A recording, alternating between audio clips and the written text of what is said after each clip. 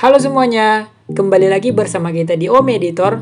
Di video kali ini, kita mau ngebagiin 5 rekomendasi HP smartphone murah dan terbaik versi Om Editor di tahun 2021. Bagi sebagian besar orang, HP terbaik merupakan ponsel yang punya bandrol harga terjangkau, serta ditunjang performa yang tidak mengecewakan.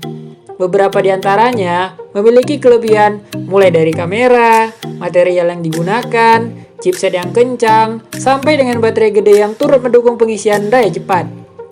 Bahkan ada nih yang sudah dibekali fitur premium seperti NFC. Jika Anda sedang mencari HP terbaik, yuk simak dulu video berikut ini dilansir dari situs priceprice.com di tahun 2021 yang sekaligus bisa menjadi rujukan teman-teman untuk menemukan ponsel idaman kalian. Let's go! Di urutan kelima, kita memiliki vendor Xiaomi, yaitu Redmi Note 9 yang punya layar lapang berdimensi 6,53 inci dan layar Full HD+, menjadikan HP terbaik yang satu ini layak dipertimbangkan bagi Anda yang gemar menonton film dan drama secara streaming. Apalagi nih, layar ponsel tersertifikasi TUV Raylan yang berarti dapat mengurangi porsi cahaya biru berbahaya untuk mata. Untuk performanya nih, Redmi Note 9 ditenagai chipset Helio G85 bersama RAM 4GB dan 6GB yang bisa mendorong kinerja chipset.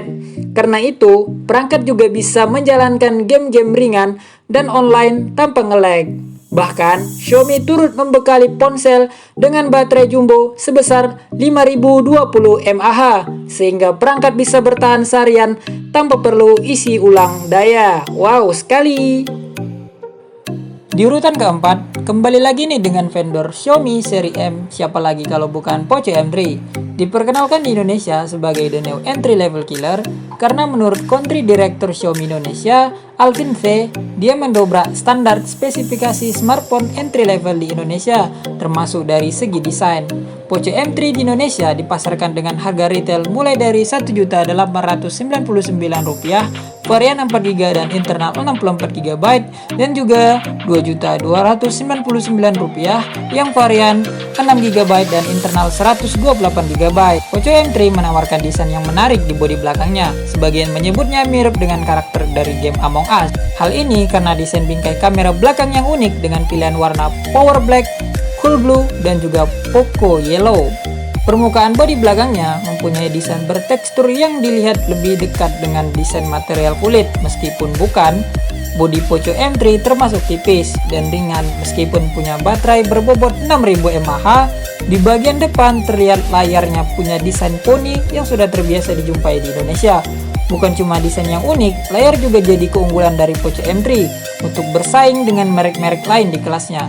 Ukuran dari layarnya ini yaitu 6,53 inci dan resolusi Full HD+, diklaim jadi pemenang di saat yang lain mengusung resolusi HD+. Di sisi bagian kiri bodinya terdapat slot dual SIM yang di dalamnya terpisah dari slot bagian micro SD. Sisi bagian kanan terdapat tombol volume dan power yang sekaligus berfungsi sebagai pemindai sidik jari. Desain ini lebih ergonomis dan kerap berfungsi lebih cepat dari pemindai di atas layar. Bukan cuma bingkai kamera belakang yang unik, Poco M3 punya 3 kamera belakang dengan kombinasi 48MP ditambah 2MP ditambah 2MP. Hal ini membuat tersedianya banyak mode pengambilan foto pada sebuah smartphone entry level killer ini. Poco M3 mengklaim menaikkan standar spesifikasi smartphone kelas entry level apabila kebanyakan menawarkan chipset Qualcomm Snapdragon 400 series. Akan tetapi, Poco M3 menggunakan Snapdragon 662 yang punya GPU Adreno 610. Poco M3 bisa bertahan hingga lebih dari 22 jam. Baterainya berkapasitas 6000 mAh dengan pengisian cepat yaitu 18 watt. Samsung Galaxy A12 menempati posisi urutan ketiga sebagai ponsel terbaik sekelas Samsung. Ponsel ini dipersenjatai chipset MediaTek Helio P35 yang dipadukan RAM 4GB dan 6GB sehingga perangkat leluasa dalam menjalankan aplikasi ataupun gaming. Samsung menampilkan Galaxy A12 dengan teknologi square tipe quad kamera. Tak hanya itu, Galaxy A12 memiliki ruang penyimpanan internal yang lapang sebesar 128GB dan dapat ditambahkan eksternal microSD hingga 1TB. Adapun daya tarik utama dari HP terbaik di kelas entry level ini adalah baterai 5000 mAh yang jelas tahan lama. Bahkan, perangkat sudah mendukung kemampuan 15 watt loh, adaptasi fast charging. Tampilan bagian belakang Galaxy A12 menggunakan material bodi dari plastik. Meski demikian, kesan yang ditampilkan Galaxy A12 tetap terlihat elegan. Ditambah lagi, pola garis pada bagian belakangnya membuat tidak mudah jatuh atau licin saat dipegang. Sebagaimana ponsel Samsung lainnya, seri A12 juga dibekali kamera mempunyai yakni quad kamera 48 megapiksel dengan kemampuan digital zoom hingga 10 kali. Sedangkan kamera depannya mengemas lensa 8 megapiksel yang berkemampuan live focus. Untuk layar, ponsel ini mengadopsi gaya Infinity V berdimensi 6,5 inci dan resolusi HD+. Samsung Galaxy A12 memuaskan dari segi hemat baterai, kamera, dan kelegaan memori penyimpanan internal. Terlebih lagi nih, spesifikasi tersebut bisa didapatkan dengan harga 2 jutaan saja. Ponsel ini paket lengkap untuk mendampingi milenial dari kegiatan belajar online hingga kebutuhan memuat konten. Di urutan keempat yaitu Realme C17 versi Indonesia yang sedikit berbeda dari versi negara lain seperti India. Dengan storage terbesar di jajaran entry level King milik Realme, begitu juga dengan penggunaan layar 90Hz-nya.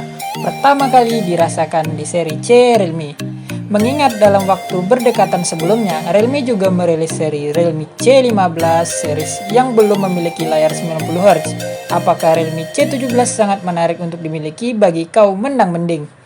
Realme C17 hadir dengan dua varian warna, yaitu navy blue dan juga light green. Realme C17 punya sistem keamanan yang lengkap, yaitu pemindai sidik jari dan juga pemindai wajah di kamera depannya. Di sisi kapasitas memori internal, tersedia slot micro SD up to 256GB yang terpisah dari dual SIM. Sistem operasinya sudah menggunakan Android 10 dengan modifikasi tampilan Realme UI yang sama seperti seri smartphone Realme lainnya. Di smartphone rentang harga 2 jutaan, Realme C17 mencoba memberikan kemampuan quad kamera atau 4 kamera belakang dengan resolusi 3 megapiksel ultra wide angle, 8 megapiksel wide angle, dan 2 megapiksel lensa makro, 2 megapiksel lensa portrait.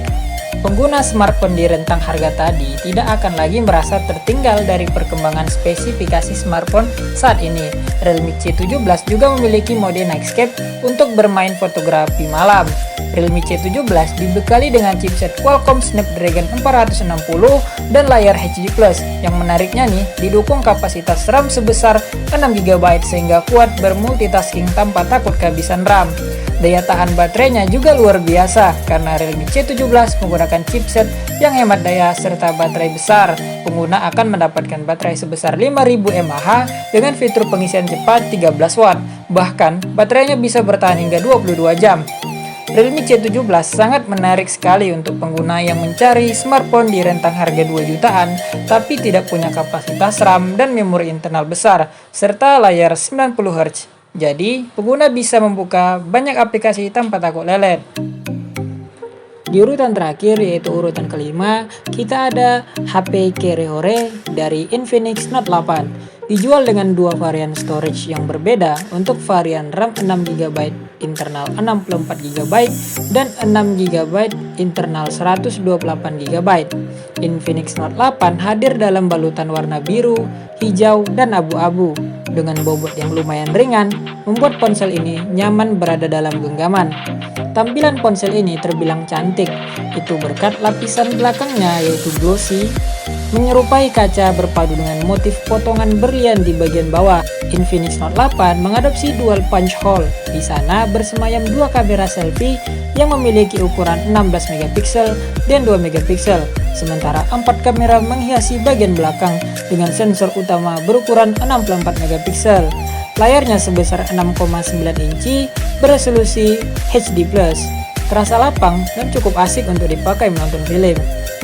Seperti kebanyakan ponsel yang ada di pasaran, Infinix Note 8 ini menetapkan sensor sidik jari di samping bodi yang menyatu dengan tombol power. Saat kami menjajal, sensor fingerprint tersebut punya respon yang sangat baik. Infinix ini ditenagai chipset Helio G80 yang dipadukan dengan RAM 6GB, menyuguhkan performa yang lancar, bahkan sanggup memainkan game yang cukup berat, sebut saja seperti Genshin Impact dan Call of Duty Mobile. Akan tetapi, kelemahan dari Infinix Note 8 adalah grafis yang kurang mulus untuk game dengan ukuran berat seperti Call of Duty Mobile. Meski begitu, untuk ukuran kelas ponsel dengan harga 2 jutaan, ponsel ini terbilang masih cukup oke. Dengan kapasitas baterai 5200 mAh, fast charging 18 watt, Infinix Note 8 mampu menemani bermain game selama berjam-jam. Ponsel ini juga tidak cepat panas, meski digunakan dalam waktu relatif lama.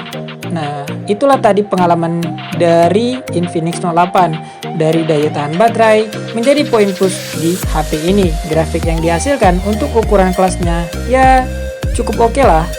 Jadi Infinix Note 8 terbilang sudah menjadi paket yang sangat lengkap. Terima kasih yang sudah menonton video ini. Semoga bermanfaat 5 rekomendasi HP tersebut. Semoga dari rekomendasi yang kita sampaikan dapat bermanfaat untuk kalian semua, para sahabat Omi. Jika video ini sangat bermanfaat, like. Dan jika video ini tidak bermanfaat untuk kalian, dislike. Jangan lupa untuk menonton video selanjutnya. Saya Omi Editor, bye.